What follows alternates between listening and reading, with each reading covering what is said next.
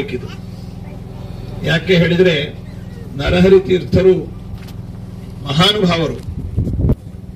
ಅವರು ಲೌಕಿಕ ವೈದಿಕಗಳಲ್ಲಿ ಅತ್ಯಂತ ನಿಷ್ಣಾತರು. ಗಜಪತಿ ಭಂಡಾರದಲ್ಲಿ ಆ ರಾಜವಂಶ ಆಪತ್ತಿಗೆ ಈಡಾದಂತಹ ಸಂದರ್ಭದಲ್ಲಿ, ಅಲ್ಲಿಯ ರಾಜ ಮೃತನಾದಂತಹ ಸಂದರ್ಭದಲ್ಲಿ ಶ್ರೀಮದ್ ಆಚಾರ್ಯರ ಆದೇಶದ ಮೇರೆಗೆ ಒರಿಸ್ಸಾ ಪ್ರಾಂತಕ್ಕೆ ಅವರು ತೆರಳಿ ಆ ರಾಜ್ಯವನ್ನ ಸಂರಕ್ಷಣೆ ಮಾಡಿ, ರಾಜ ಪುತ್ರನನ್ನ, ಚಿಕ್ಕ ಮಗುವಾದಂತಹ ಪುತ್ರನನ್ನ ಎಲ್ಲ ರೀತಿಯಿಂದಲೂ ಕೂಡ ಸಲಹಿ ರಾಜ್ಯವನ್ನ ತಮ್ಮ ತಪಸ್ಸು ಮತ್ತು ತಮ್ಮ ಜ್ಞಾನದಿಂದ ನಿರ್ವಹಣೆ ಮಾಡಿ, ಪುನಃ ಆ ರಾಜನ ಮಗ ಯೌವನಾವಸ್ಥೆಗೆ ಬರುವ ಸಂದರ್ಭದಲ್ಲಿ ಅವನಿಗೆ ಯುವರಾಜ್ಯ ಪಟ್ಟಾಭಿಷೇಕವನ್ನು ಮಾಡಿ ಆ ರಾಜ್ಯವನ್ನು ಒಪ್ಪಿಸಿ ರಕ್ಷಣೆ ಮಾಡಿರತಕ್ಕಂಥವರು. ಅಂತಹವರ ಒಂದು ಕಾರ್ಯದಕ್ಷತೆ, ಅವರ ಜ್ಞಾನ, ಅವರ ಅನುಗ್ರಹ, ಅವರ ತಪಸ್ಸು ಇದು ನಮಗೆ ಯಾವತ್ತೂ ಕೂಡ ಇರಬೇಕು.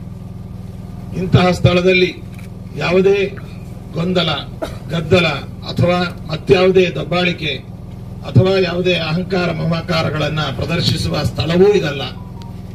ಹಾಗಾಗಿ ಏನು ಇತ್ತೀಚೆಗೆ ಇಲ್ಲಿಯ ಪೂಜೆ ಮತ್ತು ಆರಾಧನೆ ವಿಚಾರಗಳಲ್ಲಿ ವಿವಾದಗಳೆಲ್ಲ ಹುಟ್ಟಿಕೊಂಡು ಅದು ಒಂದಕ್ಕೆ ಹತ್ತಾಗಿ ಪರಿಣಾಮಗೊಂಡಿದ್ದು, ಅದೆಲ್ಲದಕ್ಕೂ ಕೂಡ ಒಂದೇ ಒಂದು ಮಾರ್ಗ, ಶಾಂತಿ ಸೌಹಾರ್ದತೆಯಿಂದ ಈ ಸಮಸ್ಯೆಯನ್ನ ನಾವು ಪರಿಹರಿಸಿಕೊಳ್ಳುವಂತಹದ್ದು.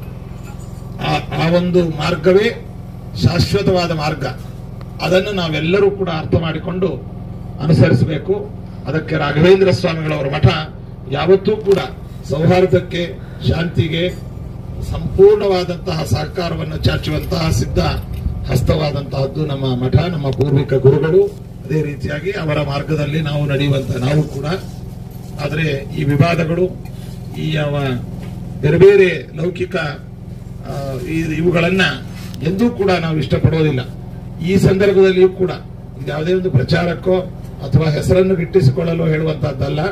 ಪೂಜೆ ಮಾಡುವಂತಹದ್ದು, ಪ್ರಾರ್ಥನೆ ಮಾಡುವಂತಹದ್ದು, ಅವರ ದರ್ಶನ ಪಡೆಯುವಂತಹದ್ದು ನಮ್ಮೆಲ್ಲ ಆಸ್ತಿಕರ ಒಂದು ಸೌಭಾಗ್ಯ ಮತ್ತು ಕರ್ತವ್ಯ ಮತ್ತು ನಮ್ಮ ಹಕ್ಕಾಗಿದೆ. ಇದು ಸಾಂವಿಧಾನಿಕವಾಗೂ ಕೂಡ ಆ ಹಕ್ಕು ನಮಗಿದೆ. ರೈಟ್ ಟು ವರ್ಷಿಪ್ ಮೊದಲಾದಂತಹವುಗಳು. ಧಾರ್ಮಿಕವಾಗಿಯೂ ಕೂಡ ನಮಗೆ ಆ ಹಕ್ಕು ಭಗವಂತ ನಮಗೆ ಅದನ್ನು ಕಲ್ಪಿಸಿಕೊಟ್ಟಿದ್ದಾನೆ. ಇದನ್ನು ನಾವೆಲ್ಲರೂ ಕೂಡ ಉಪಯೋಗಿಸಿಕೊಂಡು ಇವತ್ತಿಗೂ ಕೂಡ ನಾವು ಯಾರ ಜೊತೆಯಲ್ಲಿಯೂ ಕೂಡ ಆರಾಧನೆಯನ್ನ ಆಚರಿಸಲು ನಾವು ಸಿದ್ಧರಿದ್ದೇವೆ. ಅಥವಾ ಒಬ್ಬರು ಮಾಡಿದ ಮೇಲೆ ಮತ್ತೊಬ್ಬರು ಮಾಡಲಿಕ್ಕೂ ನಾವು ಸಿದ್ಧರಿದ್ದೇವೆ, ಒಟ್ಟಿಗೆ ಮಾಡಲಿಕ್ಕೆ ಸಿದ್ಧರಿದ್ದೇವೆ. ಅಥವಾ ಇನ್ಯಾವುದೇ ಪರ್ಯಾಯ ವ್ಯವಸ್ಥೆಗಳಲ್ಲಿಯೂ ಕೂಡ ನಾವು ಅನೇಕ ವರ್ಷಗಳಿಂದಲೂ ಕೂಡ ನಮ್ಮ ಅಭಿಪ್ರಾಯಗಳನ್ನು ನಾವು ತಿಳಿಸ್ತಾ ಬಂದಿದ್ದೇವೆ. ಆದರೆ ಅವರು ಒಪ್ಪಲಿಲ್ಲ, ಇನ್ನೊಬ್ರು ಒಪ್ಪಲಿಲ್ಲ ಅಂತ ನಾವು ಕಾರಣ ಹೇಳೋದಕ್ಕಿಂತಲೂ ಭಗವಂತ ಅದಕ್ಕೆ ತಾನು ಸತ್ಯ ಸಂಕಲ್ಪ, ಅದಕ್ಕೆ ಸಂಕಲ್ಪ ಮಾಡಿ ಒಮ್ಮೆ ನಮ್ಮ ಪ್ರಾರ್ಥನೆ, ನಮ್ಮ ಒಂದು ಈ ಗೊಂದಲವನ್ನ ಪರಿಹರಿಸಬೇಕು ಅಂತ ಭಗವಂತ ಹರಿಗುರುಗಳು ಸಂಕಲ್ಪ ಮಾಡಿದ್ರೆ ಅದು ಕ್ಷಣ ಮಾತ್ರದಲ್ಲಿ ಪರಿಹಾರವಾಗತ್ತೆ ಅಂತ ಈ ಸಂದರ್ಭದಲ್ಲಿ ಹೇಳ್ತಾ, ಈಗೂ ಕೂಡ ಪರಮಠದವರು ನಾವು ಸೌಹಾರ್ದದಿಂದ ಮತ್ತೆ ಇಲ್ಲಿ ಸೇರಿ ಆರಾಧನೆಯನ್ನು ಮಾಡಲಿಕ್ಕೆ ನಾವು ಸಿದ್ಧರಿದ್ದೇವೆ. ಇವತ್ತಿಗೂ ನಾವು ಸಿದ್ಧರಿದ್ದೇವೆ. ಈಗೂ ಸಿದ್ಧರಿದ್ದೇವೆ, ಸಂಜೆಗೂ ಸಿದ್ಧರಿದ್ದೇವೆ, ನಿನ್ನೆಗೂ ಸಿದ್ಧರಿದ್ದೇವೆ, ಮೊನ್ನೆ